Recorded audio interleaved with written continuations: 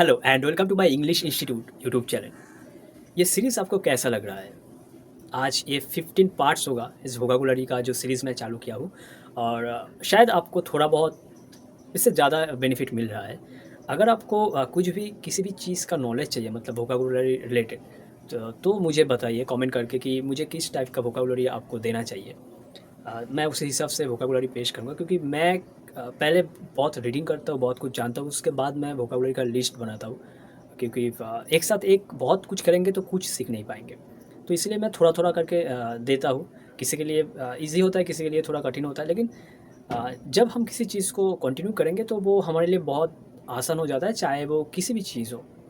तो तो हमको कंटिन्यू हर चीज़ को करना है, क्योंकि consistency is the key of success.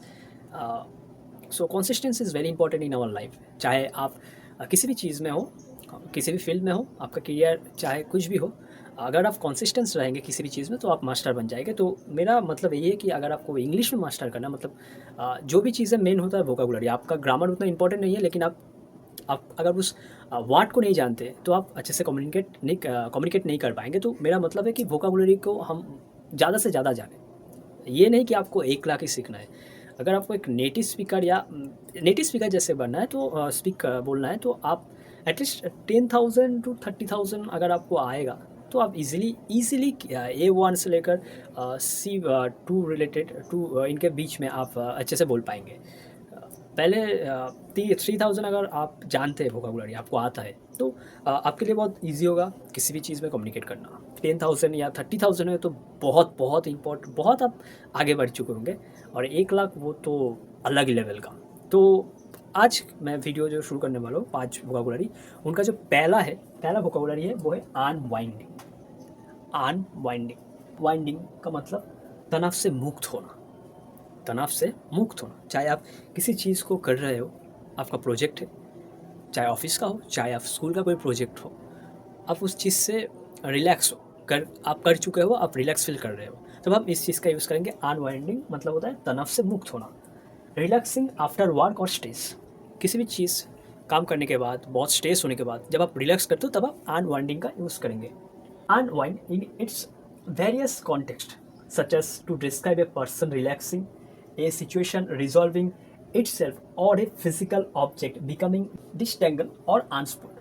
मतलब ये अनवाइंड हम किसी भी चीज़ में, बहुत सारी चीज़ में यूज़ कर सकते हैं। जैसे मैंने कहा था कि पर्सन रिलैक्सिंग, किसी भी काम करने के बाद रिलैक्स करते हो तब यूज़ कर सकते हैं। किसी भी सिचुएशन को रिजॉल्व करके, किसी भी परिस्थितियों से आप गुजर रहे हो उसको आप ओवरकम करके जो खुद को जो रिलैक्स फील करते हो तब हम यूज़ कर सकते हैं। तो ऐसे चीज़ में हम अनवाइंडिंग को यूज़ कर सकते हैं। और एक एग्जांपल देखते हैं, watching TV helps me unwind after a long day work. Watching TV helps me unwind after a long day. आप काम करके आए हो, ऑफिस से आए हो, आपको थोड़ा रिलैक्स चाहिए, तब हम क्या करते हैं? बेसिकली बॉयज़ क्या करते हैं, मेंस क्या करते हैं, वो स्पोर्ट्स मतलब क्रिकेट, फुटबॉल, कोई भी चीज़ हो, ऐसे कुछ देखते हैं तो हम रिलैक्स फील करते हैं। या दोस्त के साथ गपशप करते हैं तो हम रिलैक्स फील करते हैं। उस वक्त हम अनवाइंडिंग का यूज़ करेंगे। सेकंड होता है सूत।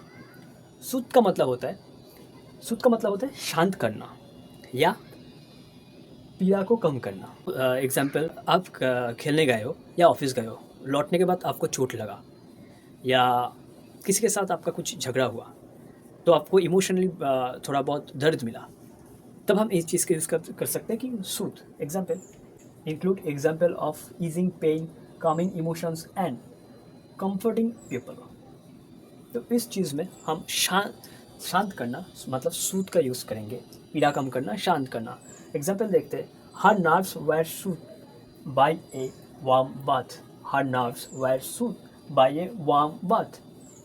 गर्म पानी में, गर्म जो बात होता है, सॉरी, जो गर्म बात होता है उसमें या किसी भी चीज़ में अगर आप अपने हाथ को रखें या पैर को रखें चोट लगने के बाद, तो आपको आराम महसूस होता है, रिलैक्स फील करते हैं, तो वो शांत होता है, वो दर्द कम होता है, पीड़ा कम होता है, तब हम इस चीज़ का यूज़ करेंगे सूद।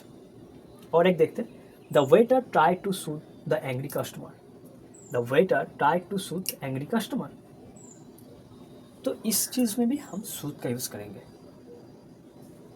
द वेटर, आप किसी रेस्टोरेंट में गए हो, आप वहाँ पर खाना अच्छा नहीं मिला, तो आपको वेटर शांत कर रहा है कि रिलैक्स कीजिए, शांत रहिए, हम इससे बढ़िया चीज़ आपको देते हैं। तो तब हम इस चीज़ का यूज़ करेंगे शांत कराना, ओके, इमोशनली शांत कराना, तब हम सूद का यूज़ करेंगे। थर्ड होता है आपका रीजुबिनेटेड मतलब होता है कि फिर से युवा करना।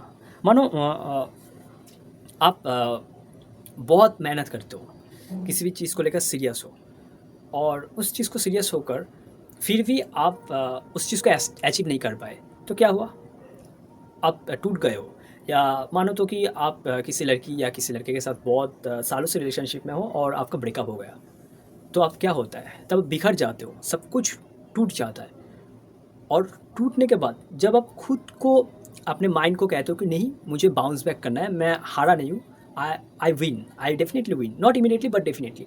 तो वो चीज़ जब आप तोड़ कर, सब कुछ तोड़ कर फिर से खुद को रिजुविनेट करते हो, मतलब आपको बेस्ट देना है, आपको फोड़ना है, तब हम चीज़ को नए से करते, तो उन चीज़ को कहते हैं rejuvenate. Example often describes bringing new life energy or effectiveness to something. Often describe bringing new life energy or effectiveness to something. इसका कुछ एग्जाम्पल देखते हैं। Her efforts to rejuvenate her career have so far been unsuccessful. Her effort to rejuvenate her career have so far been unsuccessful. वो काफ़ी unsuccessful career के बाद भी वो अपने आप को, अपनी हिम्मत आने दिया कि मैं कुछ करूँगा, रिजुबिनेट करना, तो इस चीज़ को हम रिजुबिनेट कहते हैं। और एक example, the spa treatment rejuvenate me. The spa treatment rejuvenate me. Rejuvenate का मतलब फिर से युवा करना, मतलब तोड़ने के बाद, बिखरने के बाद खुद को नया एक जोश में लाना, एनर्जी के साथ उस चीज़ को बाउंस बैक करना, उस चीज़ को हम कहते हैं रिजुबिनेट। फोर्थ होता है आपका कैचिंग अप। कैचिंग अप, इसका कैचिंग होता है, मैंने इससे ING इंक्लूड किया है, कैचअप या कैचिंग अप। तो कैचिंग अप का मतलब होता है कि example, demonstrate various meanings such as meeting and updating friends. Demonstrate various meanings such as meeting and updating friends. Example, आप किसी जगह काम करते हो, तो वहाँ ईमेल होता है, वहाँ के दोस्त होता है, तो हम उनके साथ संबंध रखते हैं, तब हम इस चीज़ का यूज़ करेंगे कैचिंग अप। कैच का मतलब होता है, जो क्रिकेट खेलते हैं, कैच का मतलब होता है आप किसी चीज़ को ऐसे कैच किया, किसी ने फेंका, कैच किया, और आप ये मिलकर कैचिंग अप, ये आप मिलकर हो जाता है फ्रेजल वर्ब। तो फ्रेजल वर्ब को कैचिंग अप या कैच अप जो भी कह लीजिए, तब हम इन चीज़ में यूज़ करेंगे। किसी के साथ अगर हमारा कुछ लेना देना, चाहे वो दोस्त हो, चाहे ऑफिस वर्कर हो, कॉलीग्स हो, बॉस हो, उनके साथ हम संबंध रखते हैं किसी भी चीज़ को लेकर, चाहे ईमेल हो, चाहे किसी भी चीज़ हो, तब हम कैच अप का यूज़ करेंगे। Example, excited to catch up with my old college friend next week. I am excited to catch up with my old college friends next week. मैं बहुत एक्साइटेड हूँ, मेरे जो पुराने दोस्त थे उनके साथ नेक्स्ट वीक हम मिलेंगे, कैचअप करेंगे, बात करेंगे, तो उस चीज़ को हम कहते हैं कैचअप। और एक एग्जाम्पल देखते हैं कि the companies that fell behind had to play catch up to the market leaders. The companies that fail behind had to play catch up to the market leaders. उनका जो कंपनी है वो किसी भी कारण वो डाउन हो गया था, वो फिर से नए तरीक़ों से काम करके बाउंस बैक कर रहा है, मतलब वो लोगों को एक साथ कर रहा है, तो तब हम इस चीज़ का यूज़ करेंगे कैचअप। लास्ट होता है आपका ग्लैंस। ग्लैंस का मतलब होता है झलक या चमकना। ग्लैंस का मतलब होता है झलक या चमकना। Describe a quick brief look. आप कॉलेज में नए गए हो और आपको एक लड़की पसंद आया है, तो आप क्या करोगे? उसे देखोगे, एक झलक देखोगे कि वो कैसा है, क्या कर रहा है, या नए नए आप रिलेशनशिप में हो और आप बहुत मिस कर रहे हो, क्या करोगे? उसका एक फ़ोटो निकाल कर, मतलब अपने गैलरी में जाओगे, एक फ़ोटो निकाल कर उसको देखोगे, एक झलक देखोगे, तो आपका दिल गार्डन होगा। तो उसी वक्त वो एक झलक है, वो चमकना है, तो उस चीज़ को हम ऐसे यूज़ करेंगे। कुछ एग्जाम्पल देखते हैं। I took a glance at the companies website. मैं अपनी कंपनी के वेबसाइट में एक छोटा सा झलक दिखा, क्योंकि उस कंपनी, अगर आपको उस कंपनी में काम करना है, तो पहले आप उन कंपनी का वेबसाइट देखोगे क्या क्या होता है, या किसी भी जगह आपको जाना है, तब हम इस चीज़ का यूज़ करेंगे ग्लैंस। और एक देखते हैं, she glance around the room to see who had entered. वो अपने रूम में, वो दरवाज़ा में वो एक झलक देखा कि कौन नया आया है, कौन एंट्री किया है। तो तब हम इस चीज़ के यूज़ करेंगे एक झलक देखने के लिए, एक झलक चमकना, तब हम इस चीज़ का यूज़ करेंगे ग्लैंस।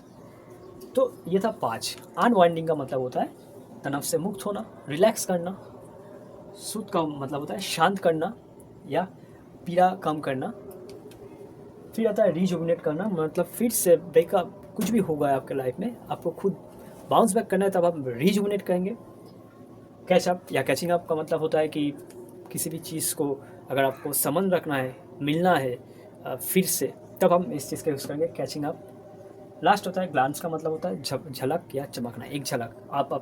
आप एग्ज़ाम दे रहे हो, आपको अगर देखना है कि कितना बजा है, कितना टाइम बाकी है, तब हम इस वॉच को देखते हैं, टाइम कितना हुआ, एक झलक देखते हैं, तब हम इस चीज़ का यूज़ करेंगे झलक। तो ये था 5 वोकैबुलरी।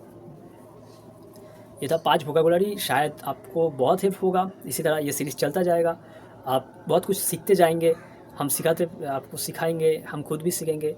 तो ये सिलसिला चालू रहेगा। हर रोज़ एक नए वीडियो के साथ मैं आऊँगा, पक्का। ये तो प्रॉमिस है कि हर रोज़ मैं आने की कोशिश करूँगा। जितना आपको समझ पाएंगे उतना मेरे लिए अच्छा होगा कि मैं खुद अच्छे से समझ पाऊँगा। तो ये है मेरे मोटिव। तो thank you for watching this video, और प्लीज़ कमेंट करके बताइए क्या क्या प्रॉब्लम है, क्या सॉल्व करना है इस वोकैबुलरी में, किस रिलेटेड चाहिए, तो ये अच्छा होगा मेरे लिए। Thank you so much for watching this video. Thank you.